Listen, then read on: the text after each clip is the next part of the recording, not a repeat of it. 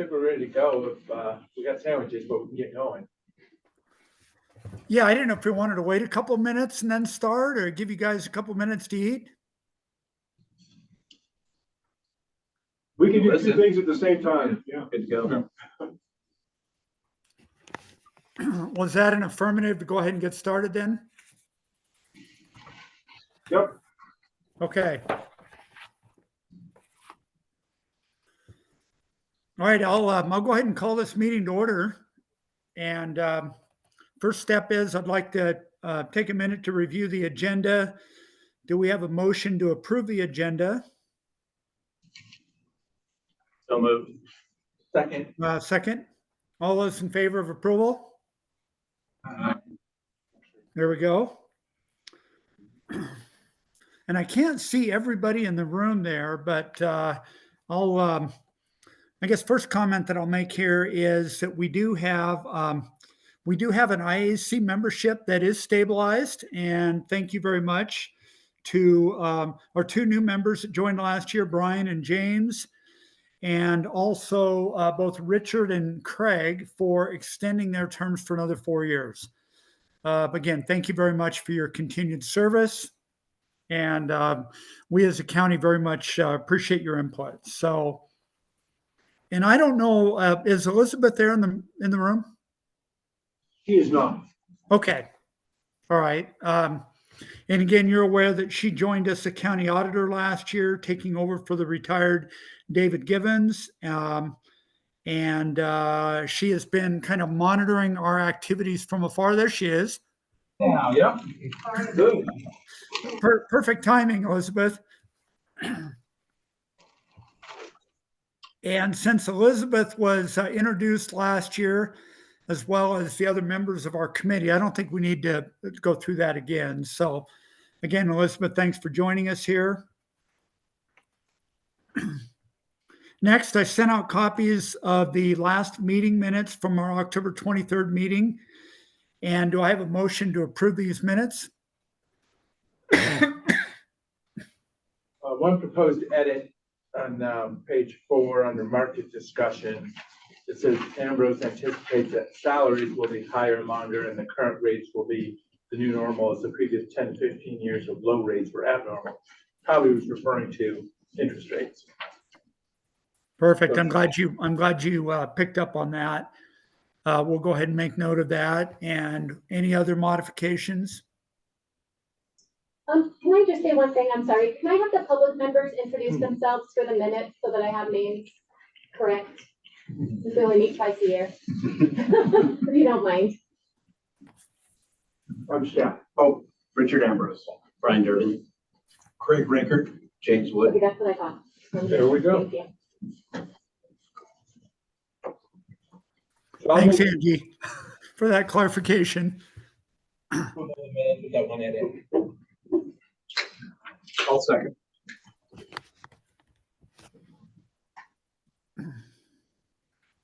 Any discussion? All those in favor of approval Aye. with modifications noted? Thank you very much. Now I'll provide a brief review of the February 2024 Treasurer's Report, which I presented to our Board of County Commissioners last week, and also sent out copies to our outside IAC members. Portfolio balance was $343 million at month end, which was up $14.1 million from January, and an increase of $23.7 million year over year. Several factors to consider in this increase are due to the issuance of a $20 million bond last fall to help fund the new county courthouse expansion. And additionally, in February, received another $15 million in funding from the Oregon Department of Justice. This is a $40 million construction project that is expected to be completed late in 2025. And I know many of you have actually seen progress starting there next to the courthouse. We went ahead and invested these funds to ensure the maturity is matched the expected disbursement on the construction contract with Pence Construction. So we basically matched fund match funded the investments to coordinate or coincide with the expected disbursements on the construction loan. Hey, Bill, how much did you get in debt? Excuse me? How much did you get related to that, the debt? $20 million bond issuance and 15 that we got directly from the DOJ Did the as DOJ? funding for that project. Yeah, so it's a $40 million project. The county's contributing $5 million in additional funding, and we expected with debt servicing, it's going to total about $60 million over 20 years. Thank you. You bet. Net investment earnings were $885,000 for the month, which was slightly lower than the prior month, but $345,000 higher than a year ago. And again, this is reflective of a higher rate environment and also the overall growth in the portfolio. All portfolio category balances are well within policy guidelines.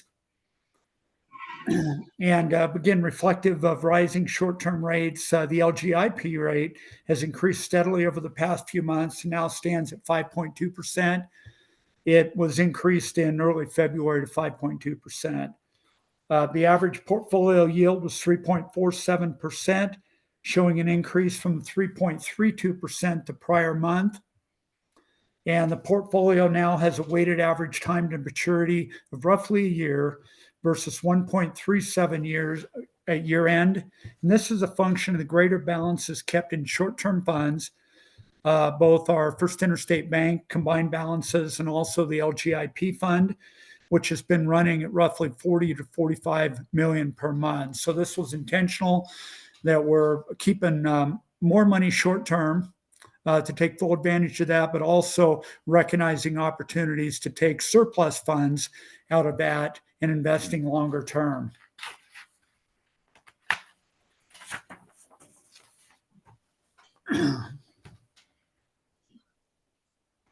Yeah, I will also note, and I think James, you might note this as well, but it's important to note that last fall, our bank, First Interstate Bank, offered an attractive rate on balances in excess of our $3 million PEG balance, which matched the current LGIP rate.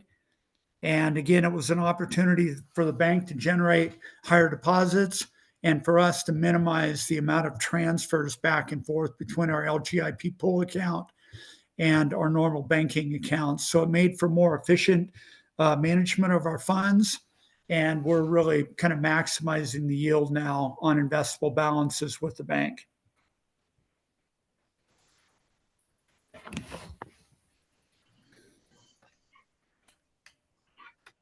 Yeah, I think now we'll go ahead and review the 24-month historic investment returns, the 3-year portfolio balance, and the 5-year maturity distribution schedule. Again, I'll note that the county utilizes a hold to maturity strategy where we don't actively trade various investments prior to maturity. As a result, we don't have to recognize book losses to this portfolio.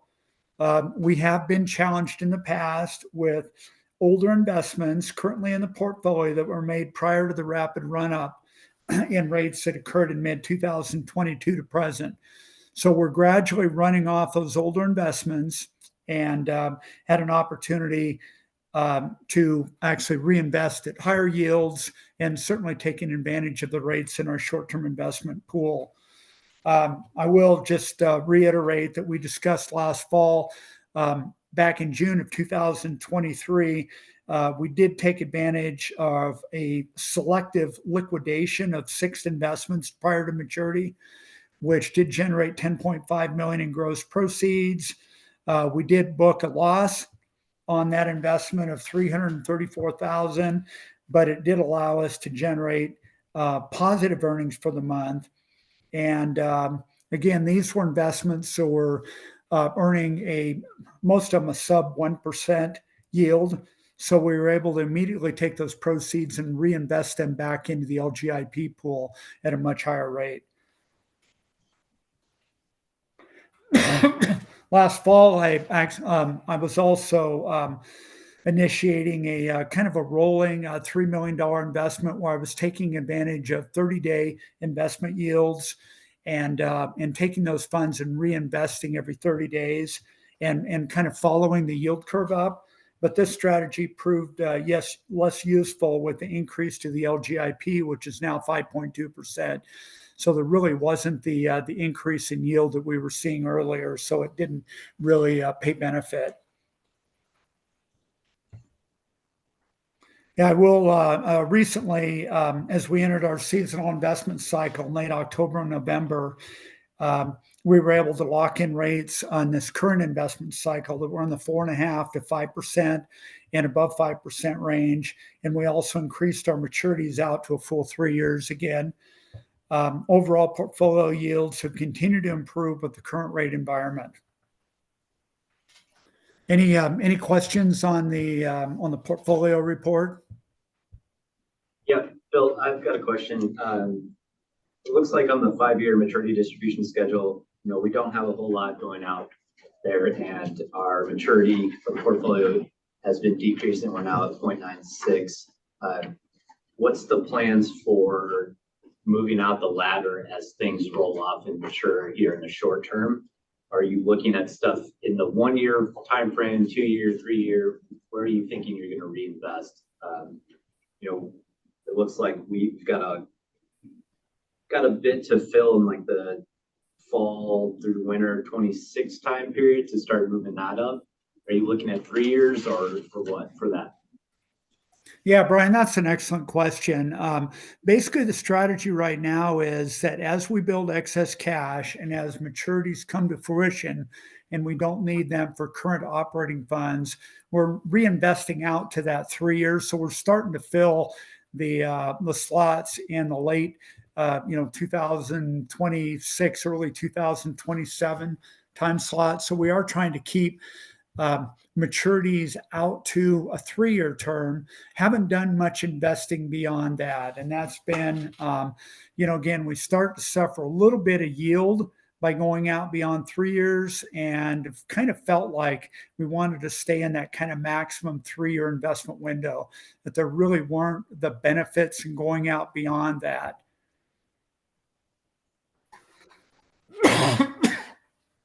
So, hey, Bill, I had kind of that same type of question about the duration, and it is less than 1. And I know that over at the city right now, we're having to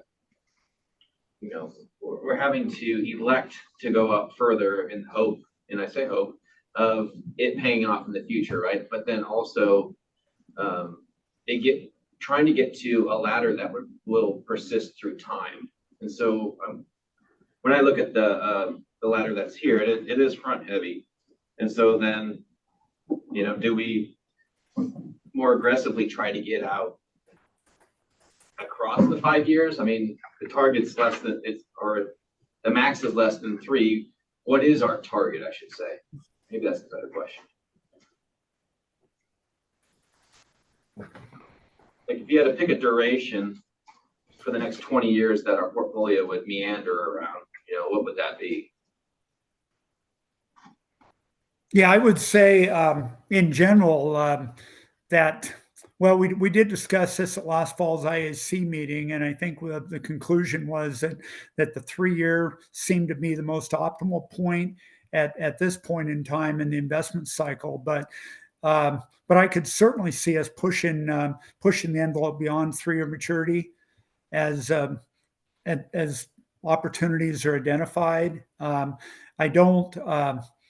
Again, part of it is maintaining appropriate redemptions to match expected funding needs for the county. And I think that's really the optimal position to be in. We ran a little tight on cash last summer and into early fall as a result of not having sufficient short-term liquidity to kind of match that late summer, early fall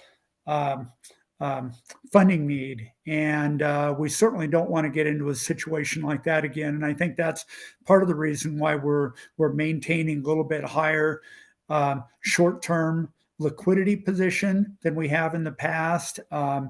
our expenses have been running consistently higher than budgeted. And we want to obviously ensure that we're able to continue to fund that. I think we'll have a little bit more clarity as we go into our budget cycle in terms of what our budget looks like for the coming fiscal year. And that may give us a little bit more clarity in terms of maybe being a little bit, moving out to the longer end of the yield curve as opportunities present themselves. I don't know if that answers your question, James. Yeah, I think, you brought up the concept of the cash flow and the needs there, and that's the part where, I can't really see that in the report. So it could be that, where you're at is very appropriate. So, I think, it's just, I just know that, eventually the idea is that, we get inflation down and then the yield curve normalizes, and then, at that point, do we kick ourselves for not having, enough of these sweetheart 4.5% up there 5 years? So Yeah, I completely get that. Again, it's a balancing act between, maintaining appropriate redemptions to match expected cash flows, monthly cash flows, and also taking advantage of opportunities that eventually the yield curve will, the mantra right now is higher for longer, but that's not going to be forever. And we all know that. So, that's a very, very good point. I'm glad you brought that up.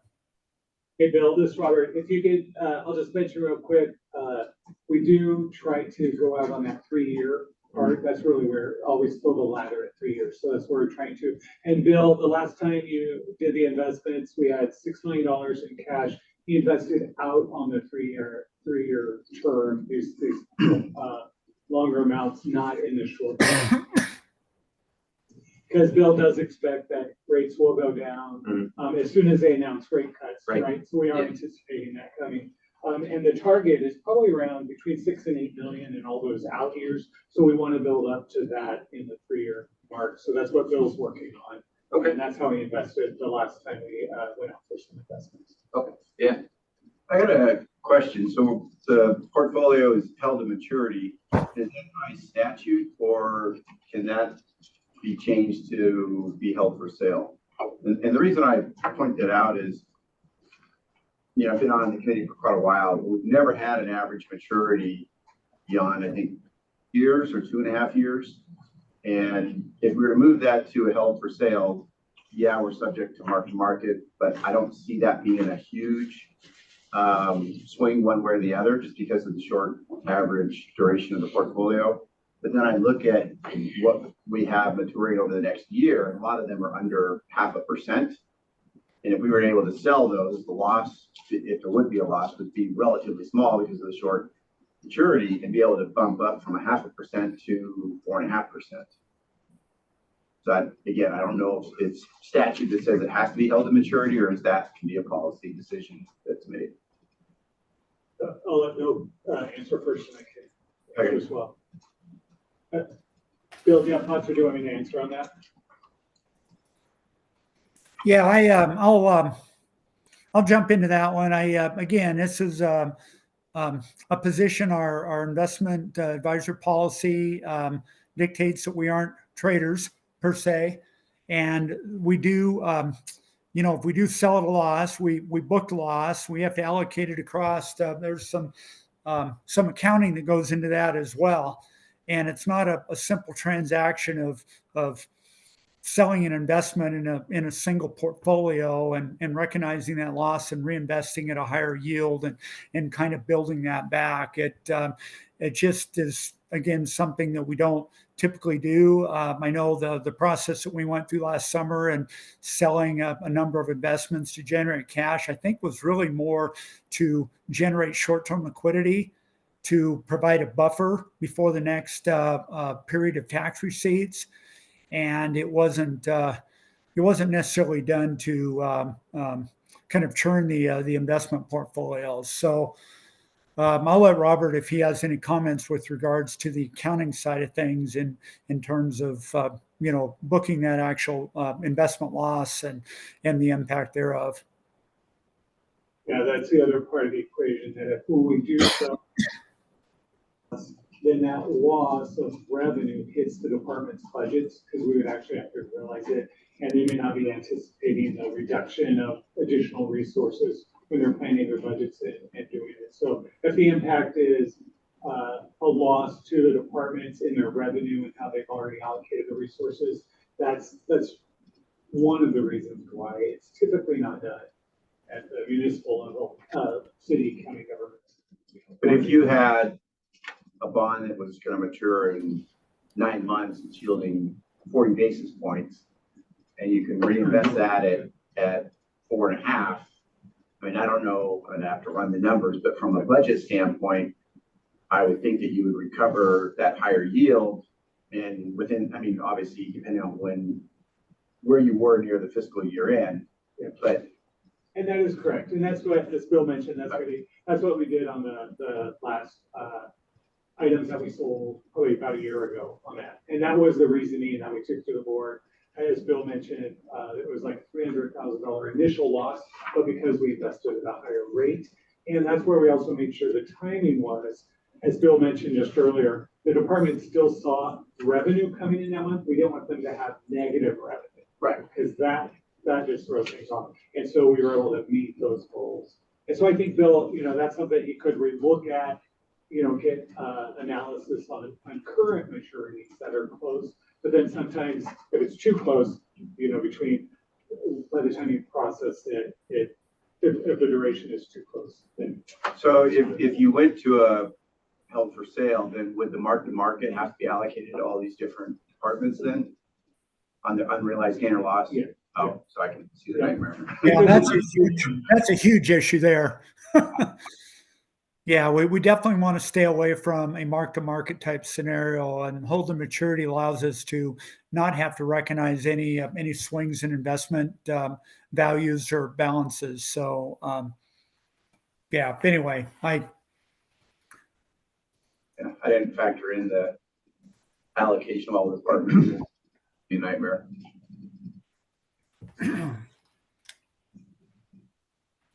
good comments. So really appreciate that. Any other discussion there?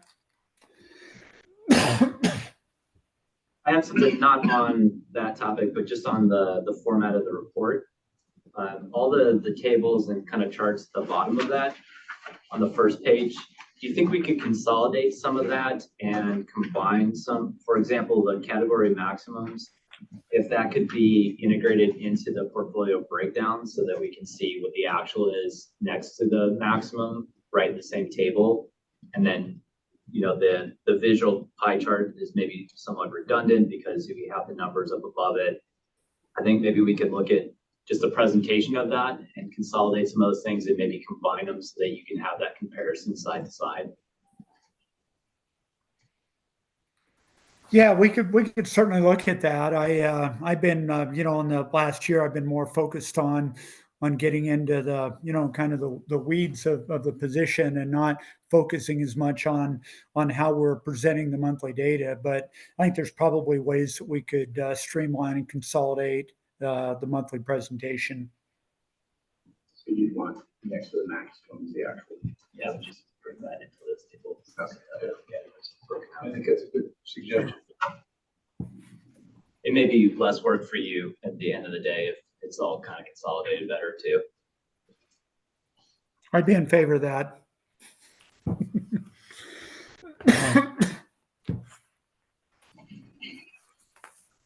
Any other comments, question? Just a comment, if you're re-engineering this first page, it might be helpful to add not only the prior month, but a prior year into like the comparison on the yield percentages and or the income statement.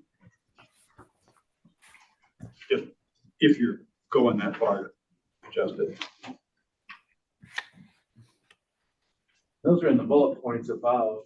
As you read the sentences, it talks about net investments, $885K, approximately 33 less than last month, 345 greater than February year before. Yeah. So it's kind of. Yeah, it is. Yeah, I guess our overall goal in that first page is to be able to summarize and encapsulate all that on one page. not make it too wordy. And so again, that would be, I think, an overriding, focus is to make sure that whatever we provide in that front page is concise and kind of covers the pertinent details of the report. So, but no, those are we'll certainly look at some of those options.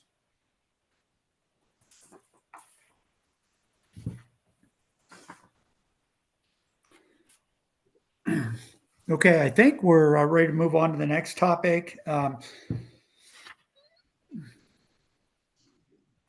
So during our March 2023 IAC meeting, we went through a comprehensive review of our investment policy, making nominal recommended changes, which were approved by our Board of County Commissioners. As this is a required annual review, we have an opportunity to revisit the policy at this meeting to ensure compliance with ORS guidelines, as well as acknowledging that it provides necessary guidance around preservation of capital, adequate liquidity, and then maximizing yield. Any questions or discussion on our current investment policy statement? Bill, I have a couple of questions just on the procedures behind some of the things in there. For the broker dealer and investment advisor reviews, do you have a standard questionnaire that you're sending to the brokers that asks the pertinent questions? And also, do you have a process for how you're checking things like registration to see if there's any pending arbitration or investigations by the regulators? If you could just maybe talk a little bit about that process, how you're gathering that information. Yeah, I do. I do reach out to all brokers on an annual basis, and that was actually a topic here a little bit later on in the agenda. Basically, updating all regulatory filing information, ensuring that they meet, capitalization requirements, et cetera. So there is a standard process that we go through annually to validate that our current brokers meet those standards, and then we basically compile all that information and keep it in our record keeping to support that we've gone through that process. So there is a standardized process that we go through annually, reach out to all of our brokers and ensure that they remain in compliant with the county standards. So, and I'll be, Mike, I'll just jump ahead now. I'll be starting that process here in the next month or so. It will need to be completed by the end of June, our fiscal year. So we'll ensure that all of our current broker dealers meet those requirements and that they remain in compliant. Okay. Two other quick questions. Bill, can I jump in? Yeah, go ahead. Bill, if you also want to, I'll just jump in. He also checks the FINRA website, which lists all the broker dealers and if there's any claims against them, things like that. And then they have to sign a form that they read our policy, understand our policy, along with present items according to it. So, yeah, he does a thorough check on that. Cool. Great. And then two other quick questions. For the section on internal controls, I'm assuming that there's an internal controls policy or document that covers all that.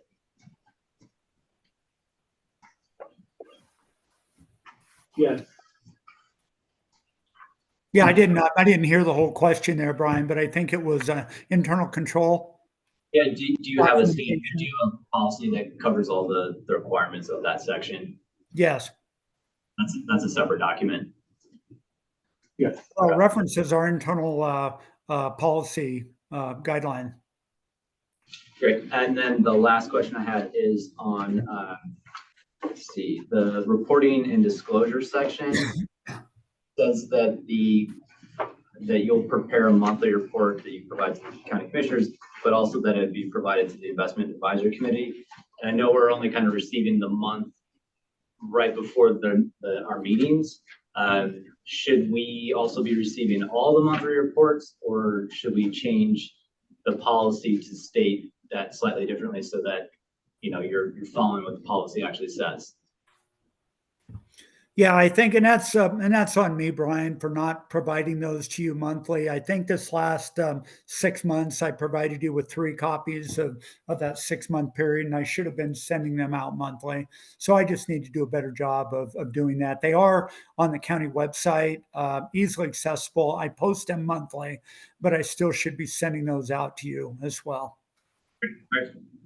Bill, to save you some headache, why don't we just note that it's on the site, and then if we want to look at it, that saves you the hassle of sending it out.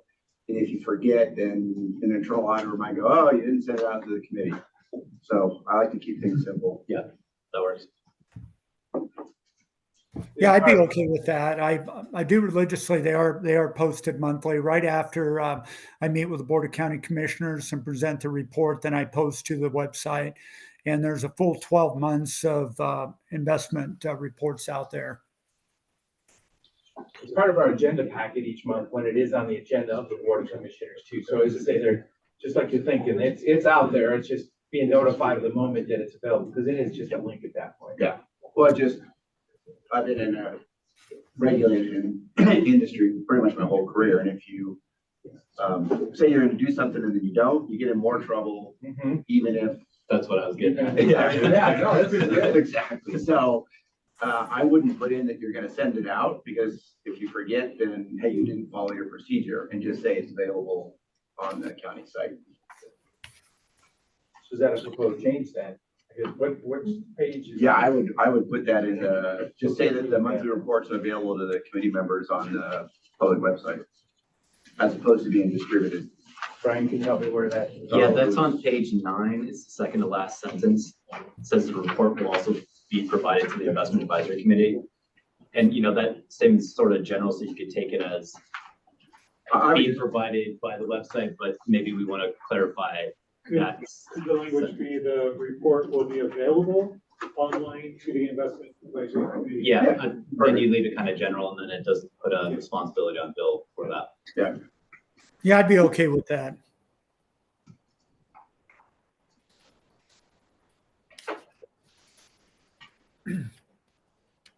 Any other comments on that?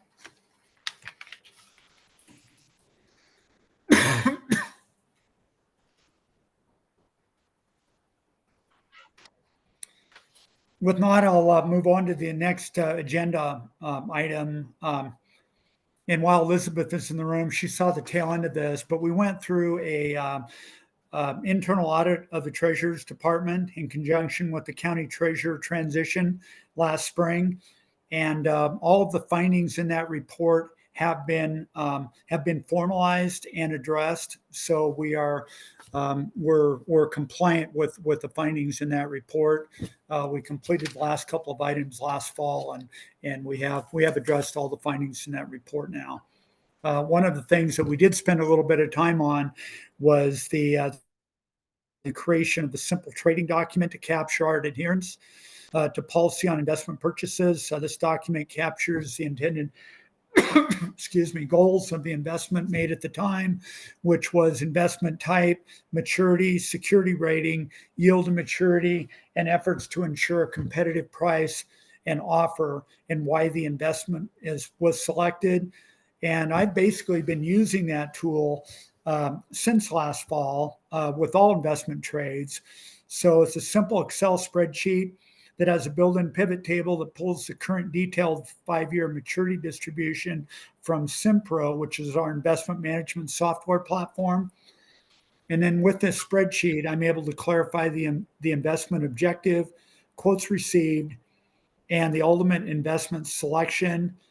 And again, it should be clarified that most investment options are not an apples to apples comparison.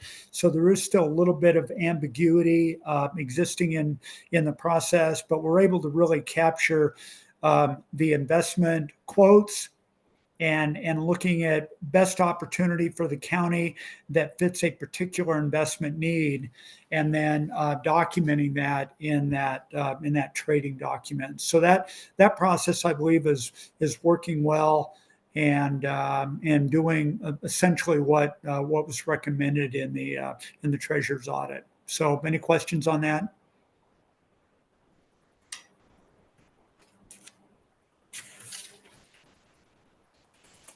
Okay, don't hear any. So this is a favorite part of my discussion here on the agenda is the market discussion, because I'm very much interested in hearing from from our outside investment advisory committee members in terms of kind of what they see in the market, maybe trends, any bits of wisdom that you might be able to pass on. So I think what we'll do, start, I'll go left to right. Richard, do you want to lead off? Yeah, I think that we're gonna see higher rates for a longer period of time. And I mean, unless the Fed changes its target on inflation, because when you look over the last 12 months, it's actually gone up slightly. And I've just seen the activity that's going on in the overall market. I think they're gonna have to continue to keep rates up higher. Do you think they're gonna, do you think the Fed will raise rates again? I don't think so unless we see a big jump in inflation, but I mean, the street's been expecting, the pivot, and I don't think that's gonna happen. And so when it doesn't, we're probably gonna see a bigger recession than, what people are anticipating. Right. I mean, rates have risen since early January. Yeah. Do you think they'll raise further? I don't think so for a number of reasons. We got election year, so they're not gonna wanna do it to look like they're favoring one candidate or the other. And I think if they do raise it, I mean, unless, again, inflation gets up into the 4% range, then they probably would consider it, but that's my thoughts. I think they'll just leave it because you got a lot of debt that's maturing. And so as that rolls off and goes up to those higher rates, you're gonna see that slow down in the economy. And that could help reduce the inflationary pressure.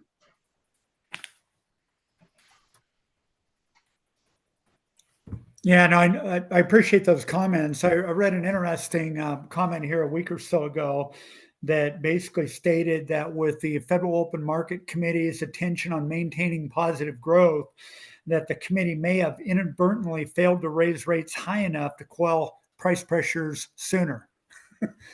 So they kind of stopped where they did. And I think there's now some discussion out there in the market that maybe they should have gone a little bit higher sooner instead of having to hold rates higher for longer, which is kind of in the position they're in now.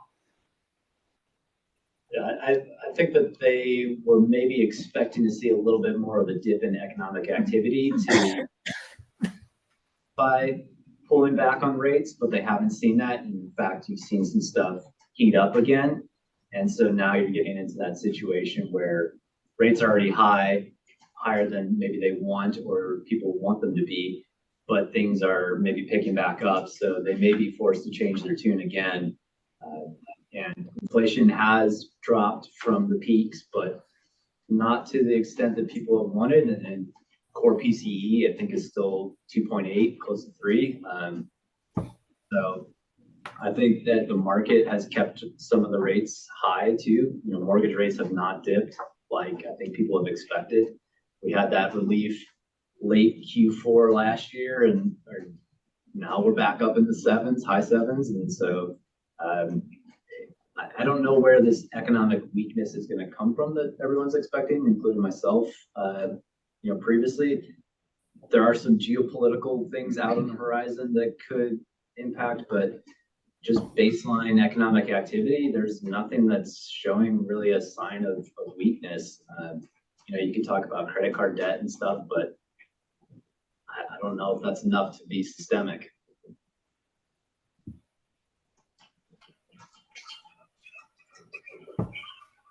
So yeah, higher rates.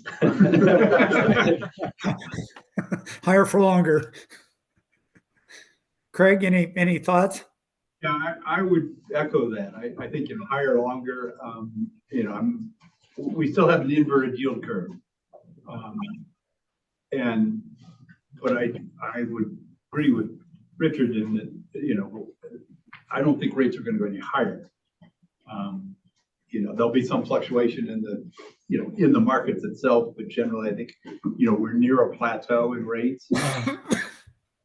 So with that in mind and kind of looking back to the discussion earlier, I think it is an appropriate time to extend the maturity of the portfolio.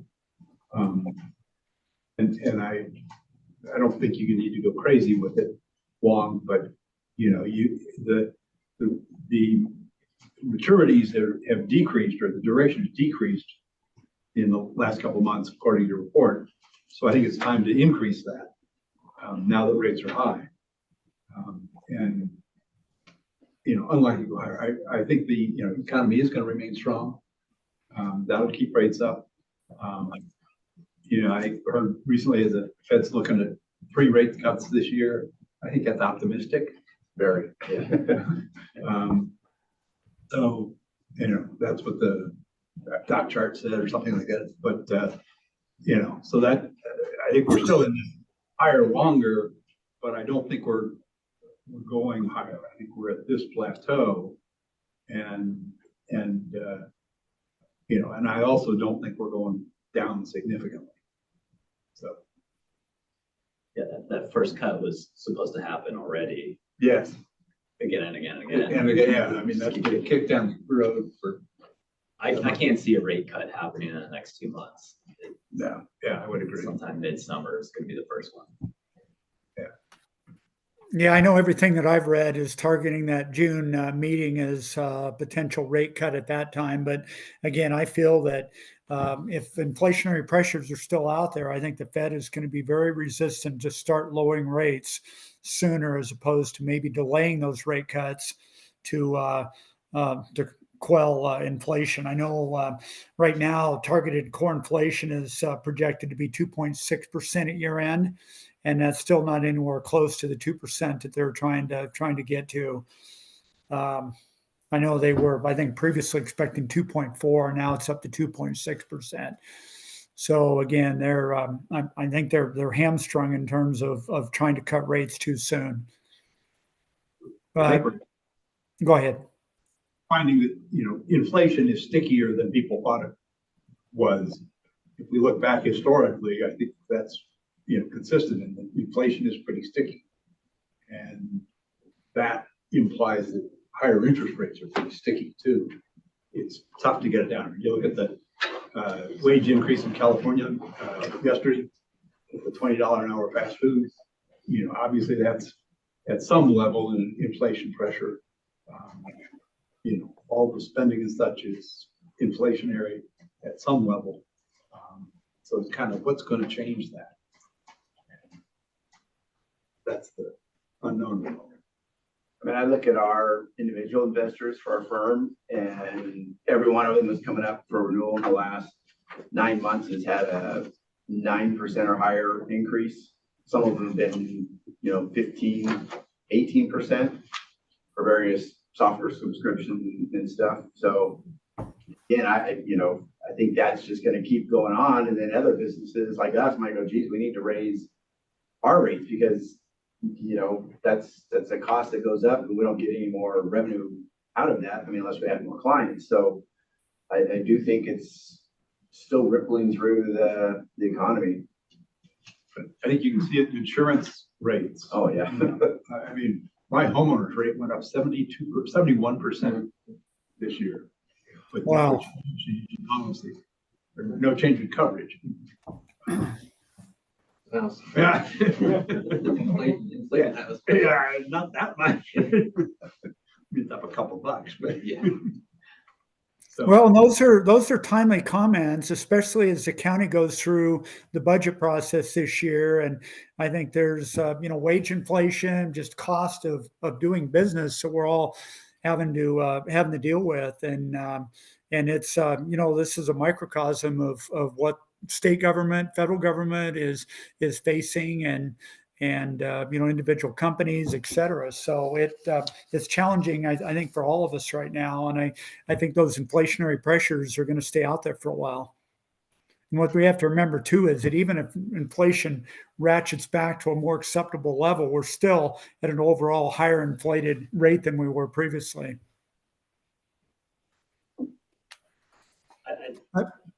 Go ahead. I do think that there's some simmering geopolitical risks that could really change the inflation picture. what's happening in Israel and Gaza right now is starting to spread bit by bit to more of the Middle East, and Russia and Ukraine are still escalating their conflict, and there's some stuff coming out of China too that those all could sort of play together and really create a much deeper problem, especially if conflict really spreads to the Middle East, and then you start to get oil production hampered and prices going up there. And we've all seen how that trickles down. So I think that's my biggest concern of all the concerns. I think U.S. economy is great, doing well, chugging along. Don't really see any big risks to the consumer, but I do see some geopolitical risks that have the potential for more inflation headaches. Yeah, no, I would agree with that completely. And those are the risks that are really difficult to quantify because it can happen overnight. Just to toss in my 2 cents, since a lot of the points are already covered. I guess I'll give you my verdict is that I think it's going to remain stable for the next year or so. Then in terms of the yield curve, and it was the promise of things dropping. So I think it's going to be really, really hard to do a 180 from that. I can understand them not making the cuts, and so that's why I think it'll just kind of remain status quo until some big triggering event that disrupts all the information that's out there right now. And so I guess because of that, and obviously we don't know which ways things are going to go. I definitely support Craig and the idea of dialing in the duration to where we need it to be on the portfolio. That way we can just be the market, rather than if it goes up, if it goes down, we're kind of just riding the waves rather than trying to time the surf. So those are kind of my thoughts around it. And then I had a question, and I don't know if you're to this point yet in the budgeting cycle, Rob, but what are you estimating for the earnings rate for next year? Kind of tells me what you think too. Yeah, well, Bill provided those rates. Do you Oh, want to perfect. speak to that? How much budget, the interest rate for next year's budget? Yeah, we originally came in at, I believe, 3.5% for a forecast for the coming year, and it kind of ratcheted that back a little bit to 3.25% to remain conservative on the investment side. I think we can actually do better than that, but definitely want to remain conservative in our budgeting and forecasting to ensure that if there is any variance to that number, that we have some kind of flexibility built into our forecast. And to confirm, that's the expected return rate that you're putting into the budget for your revenue. Exactly. I guess, what do you expect the balance of the investment balance to be for the next year? We're up at a high. Yeah, I didn't quite catch that, Greg. The portfolio balance, I guess what do you expect the portfolio balance to do for the next year? Is there any big expenses coming up, or is it going to maintain current level with the slow? Well, there is seasonality to our investment, and we do utilize redemptions to fund operating needs. So have to understand that balance will trend down over the year, and then obviously be replenished when we get back into our next period of tax receipt investing activity. But there is a seasonal ebb and flow to the investment balance that occurs throughout the year. We do also, as mentioned earlier, we've got $35 million in investable balances that are targeted towards the courthouse expansion project. And that's roughly a 1.5 to 2 year project. So we'll be spending those balances as they come due. They'll be utilized to fund the draw requests on the construction project. Though that 40 million, 35 million is in the 350 million that's in the 3 years. It is. It's part of the total investment portfolio, and certainly need to remain cognizant of the fact that those funds will be spent as those maturities are redeemed. And again, we match funded the investment maturity to match the expected construction draw request on the construction. So that's an extraordinary expense over the next couple of years, above and beyond what the county would normally spend. You're probably budgeting revenue off of fund balance, some Yes. variation of that, so you would have that factored in. Yeah. Yeah. And then although the general fund does have less cash reserves than it used to have historically, if you look back. So our portfolio balance, we would anticipate once the capital projects are done, courthouse in particular, that it will be drawing down.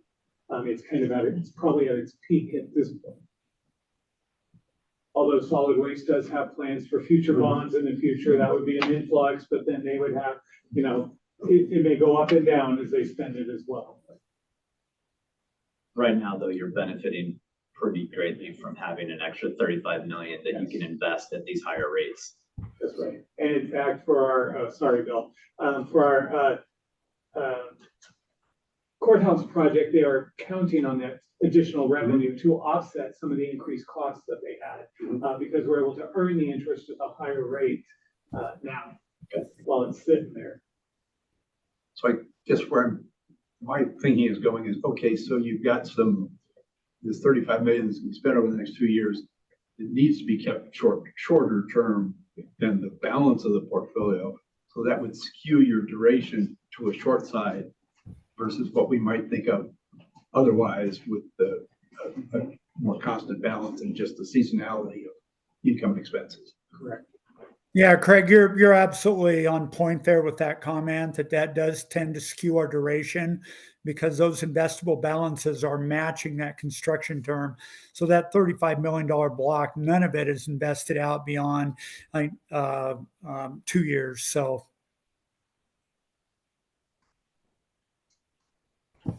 Another note, on that 3-year portfolio balance, we had the American Rescue Plan dollars come through the county. So looks like there was a big influx there in November 22 period or whatever, but really there was a period of time where we just took a bunch of federal money and we dispersed it. So it came through us, wasn't really fun.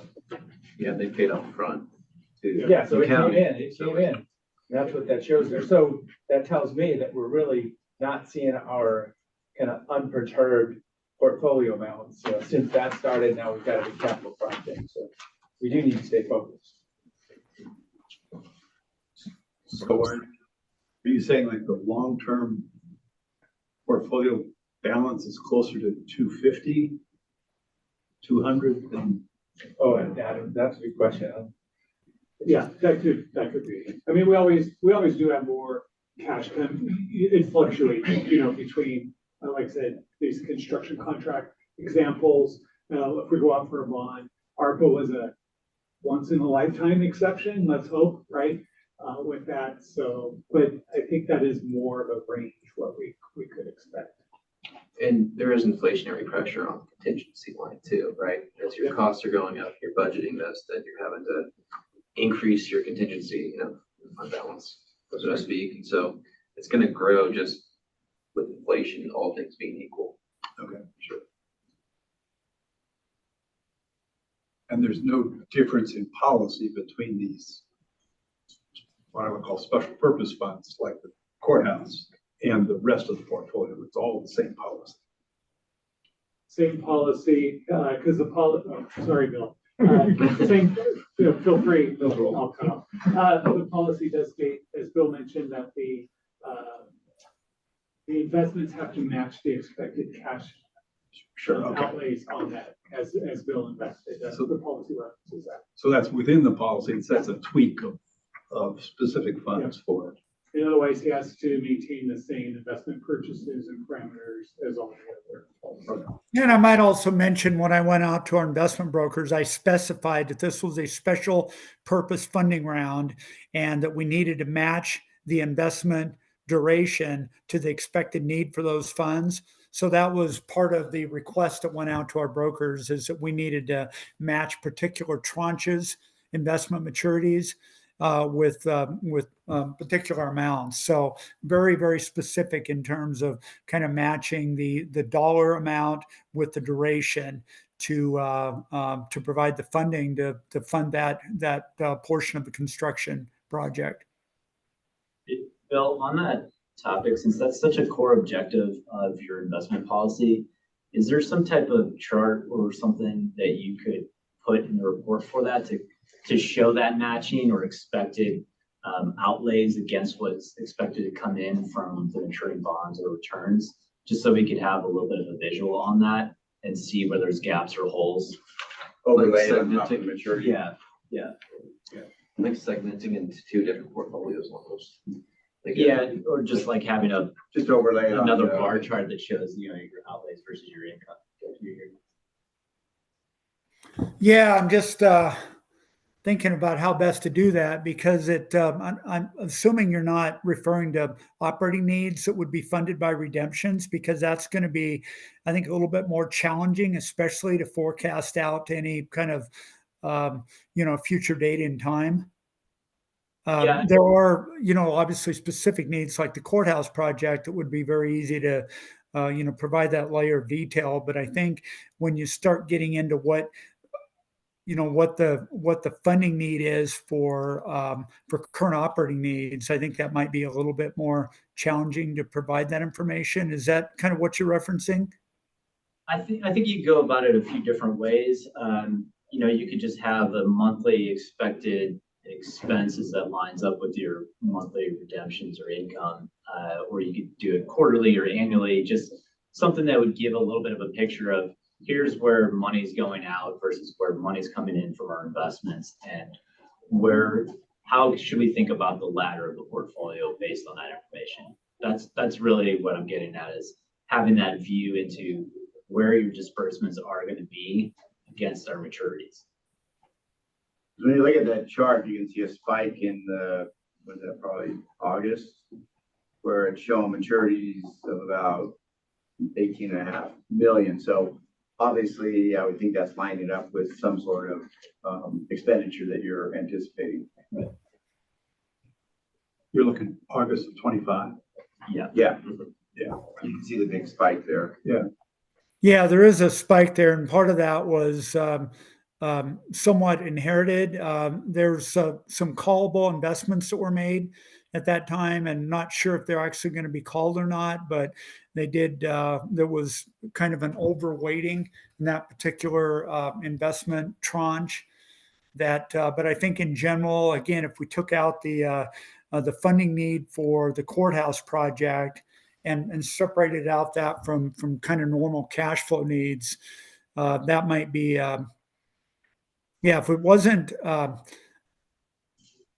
we didn't have to dive into too much detail in that analysis and kept it maybe more general in terms of maybe quarterly needs as opposed to monthly. I think that might be a little bit more doable. But again, it's just, some of the challenges involved in estimating, what some of our monthly operating expenses are when we can't always tell exactly how much that's going to be. I know Robert and his team are challenged with health expenses, and the county is self-funded on our health insurance plan. And so whatever that expense is for the monthly basis, that's what we have to pay. And it's not contracted. It's not something that, is easily forecasted. I think we're getting a little bit better handle on that, but it is somewhat volatile. I think, Bill, if this would meet the need, what you could do, like on that distribution schedule on the back, we do know you can provide how much of each of those bars is allocated to the courthouse, to those streams. And so it could be even a stacked bar that you'd know how much is being redeemed due to courthouse funding and how much is just the natural maturity that's there. I mean, that's an easy way that can easily be done with that, because Bill has that broken out by month that we'd expect, and they line up with these bar graphs. Yeah, I think anything like that would show a little bit better picture of when disbursements are happening against the maturities, so that we can see where that is. Yeah. But when you do the budget, is it just for 1 year? It's a rolling year budget? Yes, right now.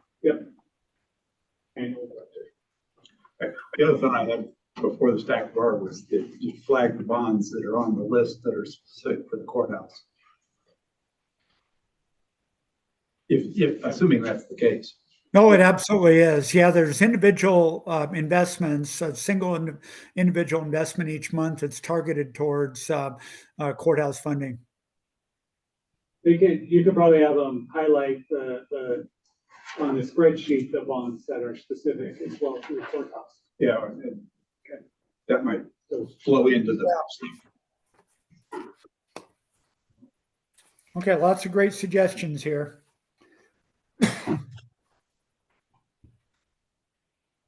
Any other comments?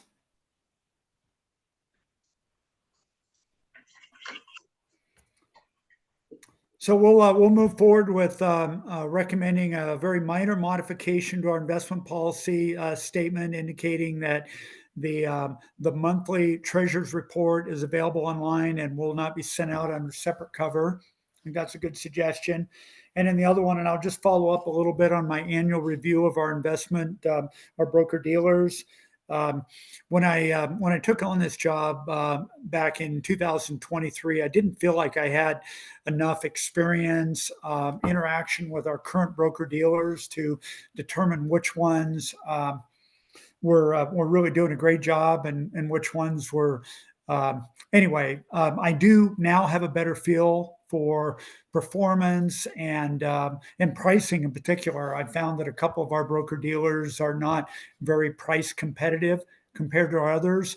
So I've developed kind of a list of go-to brokers that I know I can expect a strong response when I request quotes. And we currently sit at 7 broker dealers, and my goal probably by the end of June is to maybe scale that back to 5. I feel like that would be a much better workable number than our current 7 that we have. So anyway, that's I think my goal is to get that number down to a more manageable number. And I've got a basically a 12-month cycle now of working with each one of these, so I know who provides the information in a timely fashion and how competitive they are and responsive to request for funding. So anyway, so I will have that done before the end of our fiscal year. So by the end of June, if I'm going to weed parse down the list of broker dealers, I'll have that done. And I'll also go through the annual review and approval process on each one of our active broker dealers as well. Any other discussion items that we haven't already covered? Just a curiosity, when you request a bid or an offer from the broker, do you approach all 7 of them or just? I do. I make it uniform. It's blind CC. I send it out to all broker dealers. I think some of them have an understanding as to other broker dealers that we deal with, but it's on a blind CC basis, and then they respond in like fashion. So I'm working with each of them then individually on a quote, and but I keep it as kind of fair as possible. So none of the brokers are seeing any of the other bids that we've received. And in my mind, it's as fair as we can possibly be. Good.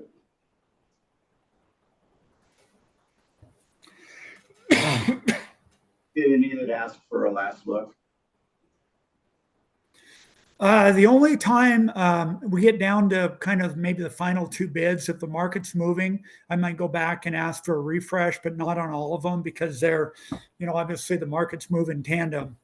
But you can't open it up to all 7 bids again, or you'll never get to a point of making a decision. So timely, quick response. Usually have most of my bids within a half an hour to 45 minutes of requesting that. And then I try to make a decision within another half an hour or so. So we're not building much market movement into that unless it's a really volatile day. And then I'll go back and ask to refresh maybe the top 2 or 3 bids.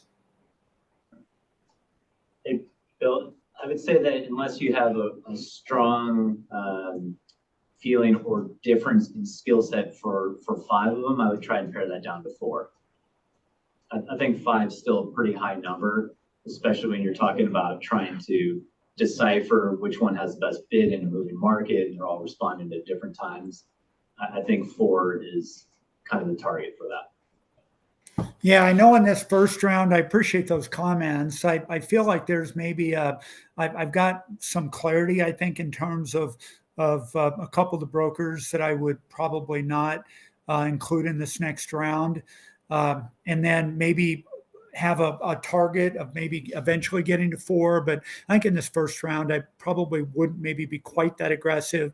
And I do know occasionally that some of our brokers are either out of office or not responsive, and we need to, make sure that we've got enough bids coming in to make sure that we're getting a fair and equitable offer for the county. So anyway, that's.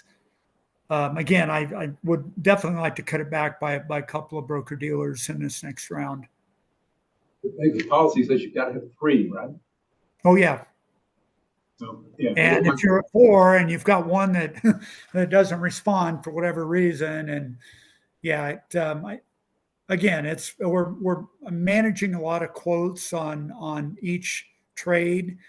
But I think if I could scale that back by a couple, I think that would be a manageable number, and then maybe kind of see what transpires. I know we've got a couple of interested parties that would like to be considered going forward, and that makes it even more challenging if we're thinking about trying to add a new broker dealer to our current our current roster. Just to counter Brian's point, if you have to have 3 and you're only working with 4, 2 of them are out of office, you got a problem. Well, by the policy, you don't actually, the way it's worded, you don't actually have to have 3. It says competitive bids or offers should be obtained when possible from at least 3 separate. So Yeah, okay. if you've There's a got qualifier there. 2, I read it, interpret it.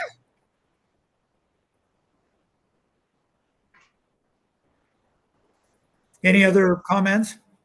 You could even have 7 and still. Yeah.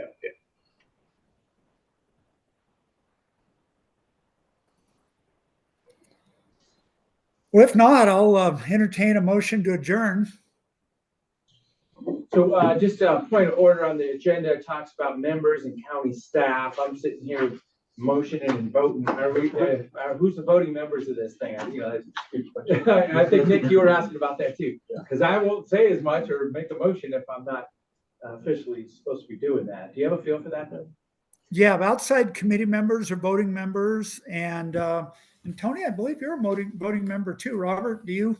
On the agenda reads that the county staff is, myself and Nick and yourself, Bill, Robert, Tinchell, Elizabeth, and Angie. So just the way it was written up. Correct.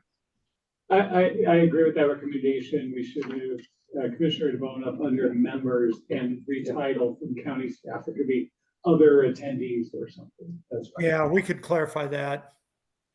Okay.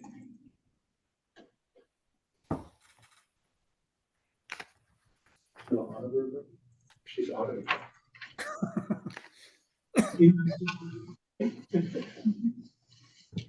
So is Tony the only one that's on staff that has a vote? Yes. The board makes that annual appointment. In fact, in our upcoming budget process in May, they'll appoint a new, could be continuing, but they'll have the opportunity to appoint a new commissioner to sit on this But committee. he has to be nice to us. Yes. Got you a sandwich.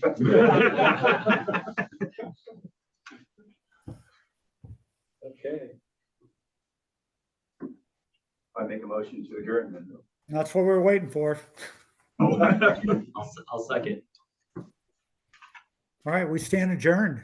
Again, thanks for the lively discussion, great feedback, comments, and we as the county very much appreciate your support of this important committee, and looking forward to working with each of you into the future. So again, thank you very much for attending today. Hey, Bill, if you want any opinion or anything on the formatting of that investment report, feel free to shoot me an email. I'm not be happy to help. Yeah, be happy to do that, Brian. I know we chatted a little bit on the trading document as well, and I know that's an area of expertise for you, and so I'd be happy to reach out and see what we might be able to do there. Sounds good. Hope you get better, Bill. All right, well, take care.